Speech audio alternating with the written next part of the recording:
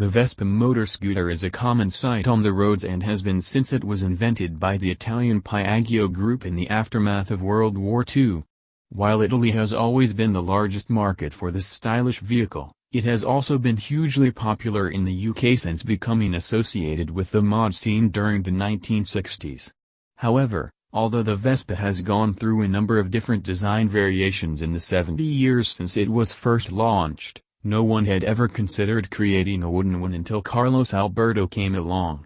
In October 2007, Alberto, a carpenter from Portugal, undertook the mind-boggling task of designing and building a functioning Vespa out of wood, which he then went on to name Daniela. The project took him 10 months to complete, involved the use of 10 different kinds of wood, and cost him €2,800. We have to admit that the finished result is actually really attractive to look at, though, and is a serious work of craftsmanship. Nowadays, dentures are often made out of acrylic because it can be manipulated easily and dyed to resemble the color of gums. This wasn't always the case, though, as at one time, people were forced to make do with rather more primitive dentures made out of wood. Wooden dentures seemingly originated in Japan, and the ancient priestess Nakokut is among those who are known to have worn dentures that were made from wood. This remained a common thing in the country as late as the 19th century. In 2008, a skillfully carved set of wooden dentures dating back to the 18th century were found by archaeologists digging at Yokkaichi, Mie Prefecture. This item is another piece of wooden weirdness that was devised by an innovative designer, in this case Berend Masso Hems. It is not the actual bulb itself that is made of wood but rather the outer casing that protects it, meaning that the bulb inside can be changed when it burns out, just like a normal light. The process that Hems used to create the outer casing involves laser cutting, similar to what was used for some of the other items on this list. Wood that is cut in that way has a slightly burned look, which gives it the resemblance to a waffle that Hems was aiming for when the bulb is lit inside it. The finished piece was actually created to be a quirky and unusual lamp that can either be placed on a table or hung from a ceiling in the standard fashion. It can even be used outside if you can find somewhere to plug in the cable. A torpedo is a self-propelled missile that moves underwater and has a warhead attached to it, designed to explode on impact, and it is generally not something that is made out of wood. However, during World War II, a converted pier at Stokes Bay, on the southwestern coast of England, was used by the RAF as a test site for weapons, including practice torpedoes. This was necessary so that the effectiveness of torpedoes dropped from planes could be monitored, but for reasons that we can all understand, the practice missiles used didn't actually have explosive warheads attached to them.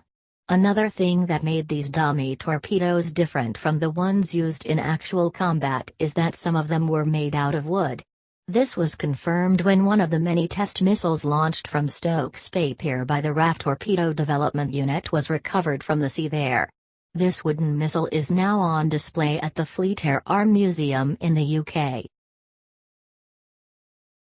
A company in Japan called Sumitomo Forestry is aiming to build a 70-floor wooden skyscraper in Tokyo by 2041 that would be the tallest of its kind anywhere in the world. It would be constructed from a blend of 90% wood and 10% steel, with the framework combining the two in a way that is designed to ensure it can withstand the earthquakes that are common there, and it would provide housing for 8,000 people.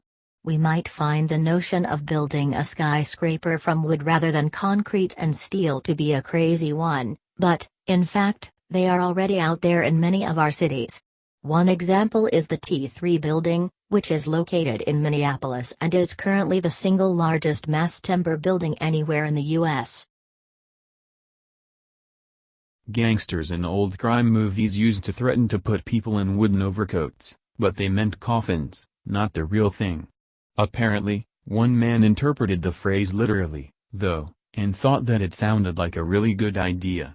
Fraser Smith, a wood carver from Mississippi, specializes in the carving of clothes that look real enough to wear out of blocks of wood that can weigh as much as 91 kilograms, which he admits is a hard and time-consuming way of creating art. Among the items of replica clothing that he has carved in this way are coats, t-shirts, pants, robes, and baseball caps. Smith began making his ultra-realistic wood clothes in 1987, and they can now be found in the collections of both private art buyers and public galleries.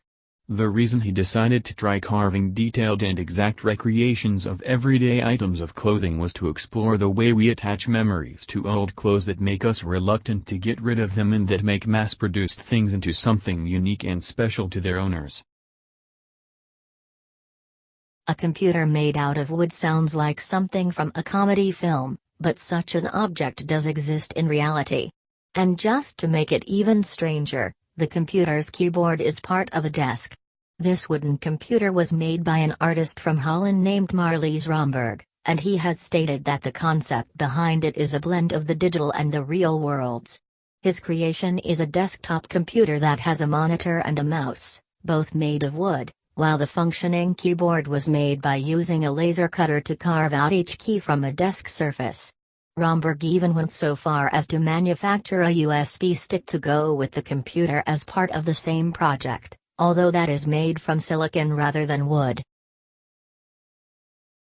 When we think of airplanes, it would be fair to say that most of us picture machines made out of metal, but a wooden one was one of the more unusual innovations to emerge from World War II. When the war was at its height, the aluminum more typically used to construct fighter planes was classified as a strategic material and relatively scarce, whereas the lightweight balsa, spruce, and plywood used in the construction of the DH-98 Mosquito were not. 5. The company that came up with the idea was de Havilland, which had previously pioneered the use of balsa and plywood for the plane fuselage with its DH-91 Albatross transport plane. The speed that this plane was capable of gave Geoffrey de Havilland the idea for a bomber that would be faster than all of the others in the air due to its being made from lightweight wood and not having machine guns built into it. Many people wear watches, but most will use one that is made out of materials like metal, plastic, glass, and leather.